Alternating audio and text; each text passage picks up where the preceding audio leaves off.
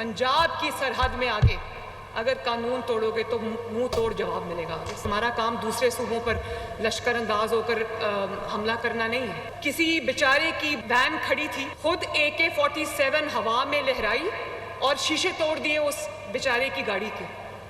ये क्या दर्श दे रहे हो कौम को? वो जो गुंडागर्दी और दहशतगर्दी का राज है अपने सूबे में, उसकी तरफ देख लो पहले।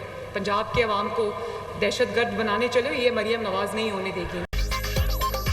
पंजाब में आकर कानून तोड़ने वालों को मुंह तोड़ जवाब देंगे। अली बिन गंडापुर खैबर पख्तूनख्वा के अवाम को क्या दर्ज दे रहे हैं? मरियम नवाज पंजाब के अवाम को दहशतगर्द बनाने की इजाज़त नहीं देगी। जो नौजवान 9 मई के मुकदमात में अंदर हैं उनका पुरसाने हाल कोई नहीं। जिस भी अस्पताल में जाती हूँ खैबर पख्तूनख्वा के मरीज़ मिलते हैं। भड़के मारना आसान है, हम गालम गलोच की सियासत नहीं करते। बिजली में रिलीफ दिया तो लोगों को मिर्चें लगना शुरू हो गईं। सियासत में ऊंच नीच होती रहती है। मुझे भी नहीं पता यहाँ कितने साल तक हूँ। मेरे पास जादू की छड़ी होती तो एक रात में सारे मसाइल हल कर देती। वज़ीर आला पंजाब मरियम नवाज का तकरीब से खिताब।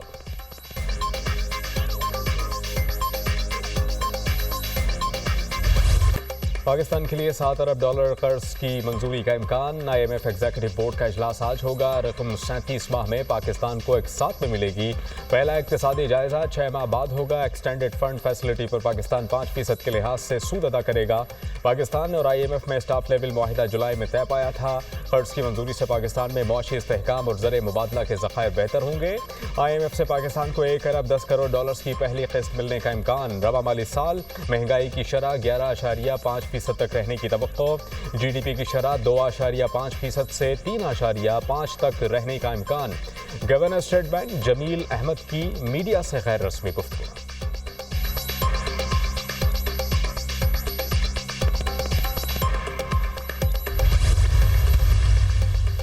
रवा माली साल के दौरान पाकिस्तान में महंगाई की शरह 15% रहने की तवक्को। GDP ग्रोथ 2.8% रहने की पेशगोई। एशियाई तरक्याती बैंक ने पाकिस्तान समेत एशियाई ममालिक के बारे में डेवलपमेंट आउटलुक रिपोर्ट जारी कर दी। पाकिस्तान को ताहाल कर्जों पर सूद की अदायगियों के लिए पेमेंट्स का मसला रहेगा। रवा माली साल पाकिस्तान का मालियाती खसारा GDP का 8% तक रह सकता है। साउथ एशिया रीजन में पाकिस्तान की GDP ग्रोथ रवा माली साल सबसे कम होगी।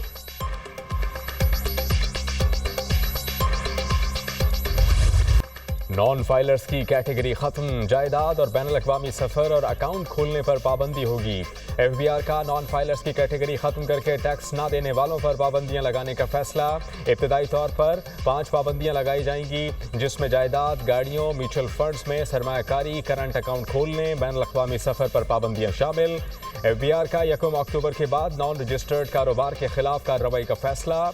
बेनामी और जाली नामों से कारोबार करने वालों के खिलाफ भी एक्शन होगा। थर्ड पार्टी के जरिए गैर रजिस्टर्ड कारोबार का डेटा जमा किया जाएगा। FBR दस्तावेज।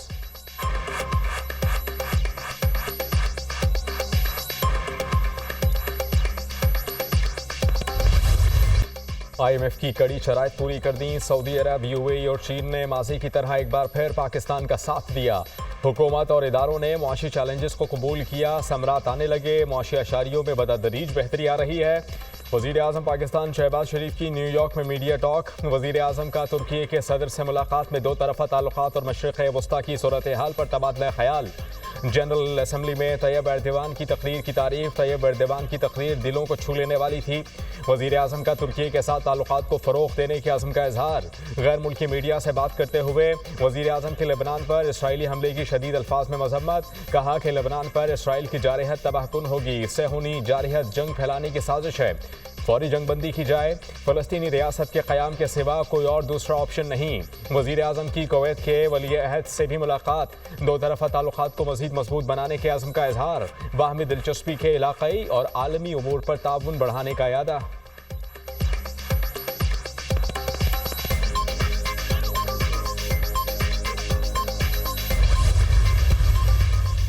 सैलाब से पाकिस्तान को अरबों डॉलर का नुकसान बर्दाश्त करना पड़ा। कार्बन के अखराज के जिम्मेदार अमीर ममालिक हैं, मौसमियाती तब्दीलियों के असरात की जिम्मेदारी भी उठाएं। वज़ीर आज़म का पायदार तरक्की के अहदाफ पर पैनल मुबाहिसे में इजहार ख्याल कहा कि पाकिस्तान में स्कूलों से बाहर करोड़ों बच्चों को तालीम की फराहमी का बड़ा चैलेंज है। पंजाब में तालीम के शोबे में इनकलाबी इक़दाम किए। 9/11 के बाद पाकिस्तान को बदतरीन दहशतगर्दी का सामना करना पड़ा। दहशतगर्दी के खिलाफ जंग में पाकिस्तान के 80,000 शहरी लुक़मा अजल बने। मुल्क को माशी तौर पर $150 अरब से ज़ायद का नुकसान हुआ। वज़ीर आज़म की जनरल असम्बली के इफ्तिताही सेशन में भी शिरकत। शहबाज शरीफ से मालदीव के सदर की मुलाकात। तिजारत और सरमायाकारी समेत मुख्तलिफ शोबों में ताउन बढ़ाने का अज़्म।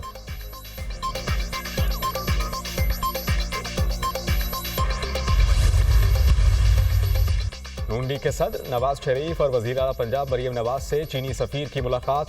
टेक्नोलॉजी, कारोबार और सरमायाकारी के शोबे में ताल्लुकात को फ़रोग़ देने के इम्कानात का जायज़ा। नवाज शरीफ ने कहा कि चीन हमारा काबिल एतमाद दोस्त है और हमें अजीम कौम के साथ अपने ताल्लुकात पर फ़ख्र है। पंजाब इंफ्रास्ट्रक्चर और टेक्नोलॉजी में चीन के ताउन का खैर मकदम करेगा। वज़ीर आला पंजाब मरियम नवाज ने कहा कि हम चीन के साथ मिलकर मुआशी मौजज़े पैदा कर सकते हैं। चीनी सरमायाकारों को मराहत और सहूलियात फराहम करने के लिए चाइनीज़ इकनॉमिक जोन्स के क़याम की तजवीज़ पेश की गई।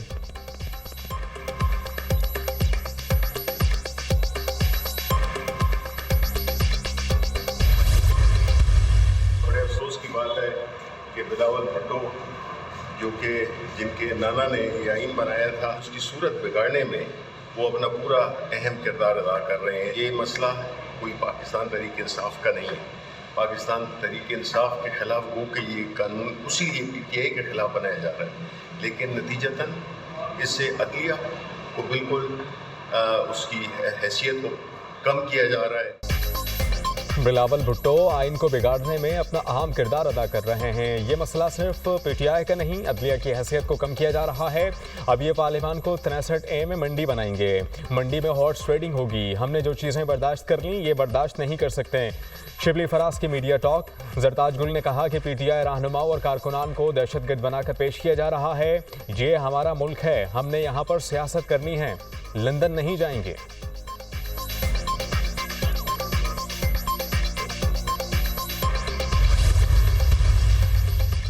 मखसूस नशस्तों पर 8 जजेस के वजाहती हुक्मनामे का मामला। रजिस्ट्रार सुप्रीम कोर्ट ने रिपोर्ट चीफ जस्टिस को भिजवा दी। चीफ जस्टिस कादी फायज़ ईसा ने 14 सितंबर के डेप्यूटी रजिस्ट्रार के नोट पर वजाहत मांगी थी। चीफ जस्टिस कादी फायज़ ईसा ने रजिस्ट्रार से 9 सवालात किए, जवाबात तलब किए।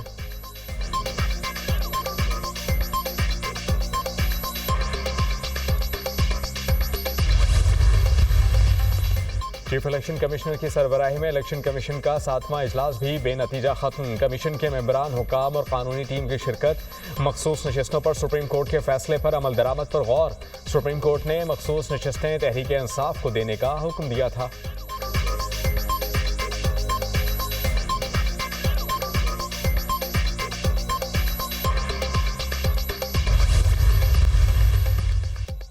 इलेक्शन में डाले गए बैलेट पेपर्स ही इंतखाबी तनाज़े में बुनियादी शवाहिद होते हैं। दोबारा गिनती की दरख्वास्त मंजूर हो तो तमाम उम्मीदवारों की मौजूदगी में दोबारा गिनती होती है।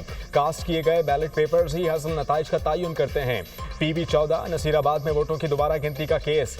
चीफ जस्टिस पाकिस्तान कादी फायज़ ईसा का तहरीर करदा 4 सफ़ात का फैसला जारी। फैसले के मुताबिक जब इंतखाबी थैले खोलकर दोबारा गिनती हो तो फॉर्म 45 और 47 को हतमी तयन नहीं कहा जा सकता। जब तक दोबारा गिनती का ऑर्डर नहीं आता, फॉर्म 45 और 47 को दुरुस्त सुपुर किया जाता है। ये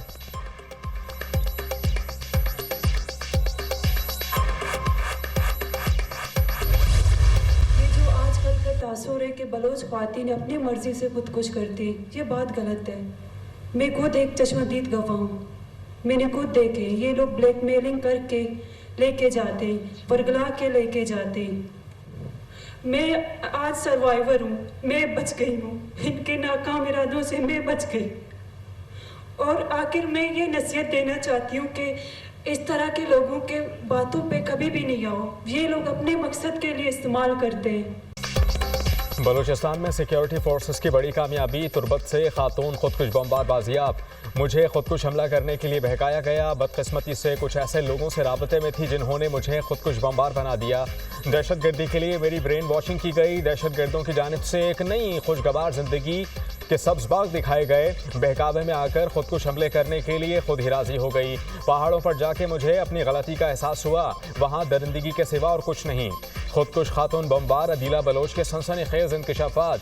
क्वालिफाइड नर्स हूँ, वर्ल्ड हेल्थ ऑर्गेनाइजेशन का एक प्रोजेक्ट चला रही हूँ। खवातीन और नौजवान अपनी मर्जी से पहाड़ों पर नहीं जाते, दहशतगर्द वर्गला कर और ब्लैकमेलिंग के जरिए ले जाते हैं। बलूचिस्तान में दहशतगर्द खवातीन को बतौर हथियार इस्तेमाल करते हैं।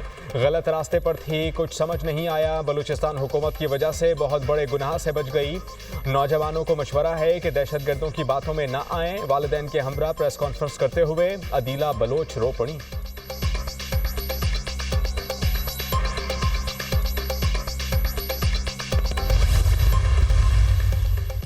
आसिफ जरदारी और नवाज शरीफ के खिलाफ तोशाखाना गाड़ियों का रेफरेंस चलेगा या नहीं, अदालत ने फरीकैन के दलाइल मुकम्मल होने पर फैसला महफूज कर लिया।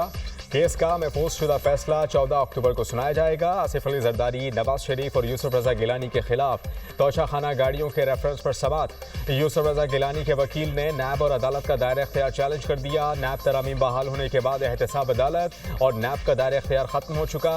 वकील का मौक़िफ़। एहतसाब अदालत इस्लामाबाद के जज आबिद सज्जाद ने यूसुफ रजा गिलानी की दरख्वास्त पर नैब को नोटिस जारी कर दिया। समात 26 सितंबर तक मुलतवी।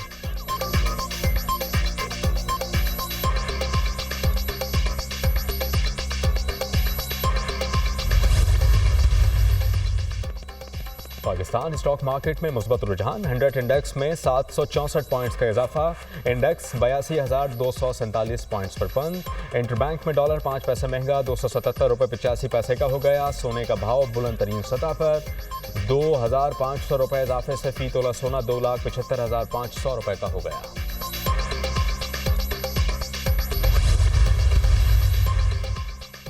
इसराइल के लेबनान पर वहशियाना बमबारी। शहरी आबादियों पर हज़ारों मिसाइल बरसा दिए। हलाकतों की तादाद 570 से ज़ायद हो गई। 1800 से ज़ायद ज़ख्मी। बैरूत पर हमलों में हिजबुल्लाह के अहम कमांडर इब्राहिम कबीसी शहीद हो गए। इसराइली हमलों से बचने के लिए सैकड़ों लेबनानी शहरी शाम में दाखिल। लेबनान में तालीमी इदारे एक हफ्ते के लिए बंद। हिजबुल्लाह के भी इसराइल पर जवाबी हमले। 300 से ज़ायद रॉकेट दाग दिए। कई फौजी अहदाफ को निशाना बनाने का दावा।